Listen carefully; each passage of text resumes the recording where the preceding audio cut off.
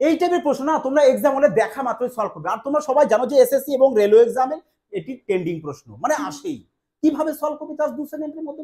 দেখো বলেছে যে পাওয়ার কত দিয়ে দিয়েছে, 6 দিয়ে। ব্যাস 6 কে তোমরা ভেঙে নিতে পারো কত কি 2 × 3। তাহলে এবার তোমরা কি করতে পারো, যে পাওয়ার স্কোয়ার দিয়ে ফর্মুলা ফেলতে পারো কিংবা কিউব দিয়ে। তাহলে এবার ডাইরেক্ট তোমরা অপশন চেক করো যে অপশনগুলো আমাদের কার কাছাকাছি রয়েছে, মানে কার স্কোয়ারের কাছাকাছি। যদি স্কোয়ার দিয়ে দেখো, বলবে স্কোয়ারের কাছাকাছি আমাদের 18 স্কোয়ারের কাছাকাছি রয়েছে, তাহলে 18 স্কোয়ার কত 324। ব্যাস 324 বলেছে, যদি স্কোয়ার দিয়ে করো তাহলে ব্যাস এর থেকে কি করবে 2 মাইনাস করবে, তাহলে কত চলে আসবে 322। তাহলে 322 তোমাদের অপশন সি চলে আসবে কারেক্ট आंसर। আর যদি কিউব দিয়ে করো তাহলে কিউব দিয়ে দেখবে যে কার কিউবের কাছাকাছি আছে, বলবে 7 এর কিউব। হ্যাঁ 7 এর কিউব কত 343। ব্যাস তাহলে এখানে 343 তোমরা বসিয়ে দাও 343। এবার প্লাস দিয়ে আসলে কি করতে হয়, মাইনাস সাইন দিতে হয়। ব্যাস তাহলে লেখো কিউব দিয়ে যদি করি তাহলে 3 লেখো ইনটু 7, তাহলে কত হচ্ছে বলো 343 থেকে 3 7 21 বাদ দিয়ে দেবো, চলে আসবে 322। 322 দেখো অপশন সি কারেক্ট आंसर। যেভাবেই করো, হয় স্কোয়ার দিয়ে করো কি কিউব দিয়ে করো, आंसर কারেক্ট আসবে।